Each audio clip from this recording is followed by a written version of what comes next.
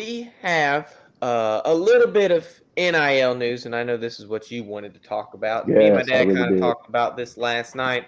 We were kind of looking at football schedules and stuff, and it occurred to me that hey, we have a lot of difficulty, especially for state in scheduling. We have the second hardest schedule according to ESPN. We have the second hardest schedule in the entire country, and it's going to be hard to win some football games here in Stark Vegas. Now, all that aside, scheduling aside, we have said, hey, we have even a school like Starkville or Mississippi State, who is a smaller SEC school, they still have SEC money. Now they still get a lot of that conference money in, so they're pretty much. I wouldn't call them a small school, and I wouldn't call them a large school. I call them a competitor. But what I want to know is, hey, we have now heard that schools have been. I mean, I don't know if we talked about it, but schools are able to now pay their players to go to school scholarships, but now they have to pay them for their name, image, and likeness (NIL), which I think is kind of. I mean, if you're already getting paid to go to school, I mean, why are they paying for your name? I mean, it's whatever. So, what we have talked about last night, and I say we, me and my dad, is that we have decided what exactly has to happen for smaller schools to compete with larger schools in terms of NIL, because now you have all these richer schools and they're going to get the good players because they're going to be Hmm. able to afford them. Yeah, So I want to look at different ways that this competition between larger and smaller schools can happen with NIL. What do these smaller schools have to do in order to compete with larger schools with name, image, and likeness?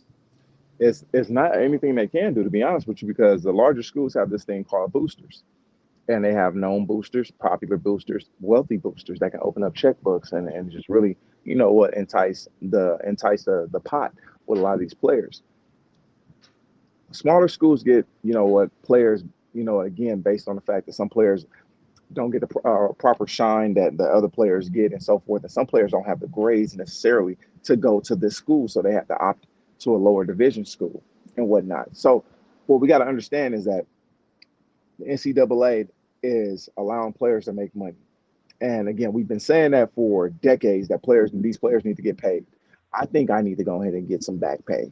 I'm just throwing it out there. I think I deserve some back pay. I'm gonna see if we can go ahead and get that.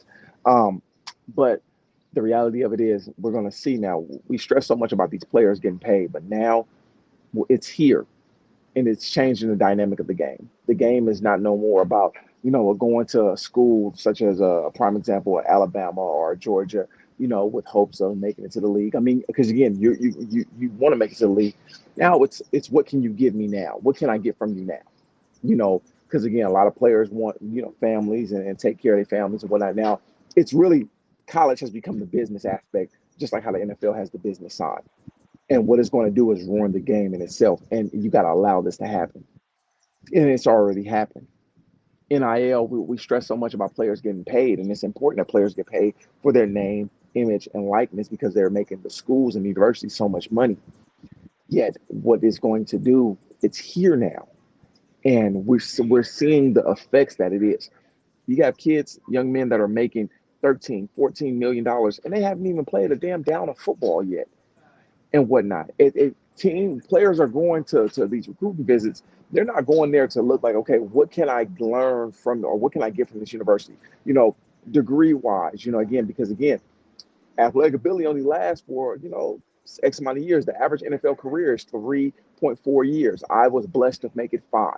You know, but again, you got to have something to fall back on. Again, you got to see what again, other realms outside of the game of football, because only 1%, not even 1% of players get drafted in the NFL. You could be a good player and still not be drafted. There's been so many guys that have been good and still didn't get drafted. So you got to find something that's an outlet that you, again, getting your degree and getting a great education and using that. But the game in itself is becoming a one-sided factor, because now it's not competitive. It's more so less what can you do for me. That's what NIL is doing, and it's really in true respect is going to ruin the game, the college football game. But And we stress so much about players getting paid. well, I've kind of pointed this out before, and I want to point it out again because it's so important. Now, this brings, and I've had this example, this brings another factor into the drafting process. When you look at somebody in NIL, you can almost now, just about throw the word loyalty out the window Man, because there is no loyalty when it comes to money for these players. If somebody offers a kid, say Alabama offers a kid 3 million to play and Mississippi State offers somebody 4 million to play, as good as Alabama was with Nick Saban, he's not going to look at that and be like, okay, well, Alabama had the Saban dynasty. He's going to go, I'm getting paid $1 more million to go to Mississippi State and play football. I'm going to take that deal and run with it because loyalty is thrown out the window now. When NIL started to become bigger and bigger and bigger, it was about probably 2021 when they started doing name, image, and likeness. I don't know that for sure, but I'm almost certain it was 2021 after COVID. And Zay Flowers had the opportunity to transfer. And I use this example because it's perfect in what it was to do. Zay Flowers was at Boston College. They did not win anything. I think they won 3 games the year he was drafted. And these NFL scouts were looking at him, and he was not the best wide receiver in that draft class. That was the Jordan Addison draft class with the Vikings. What was that? 2023.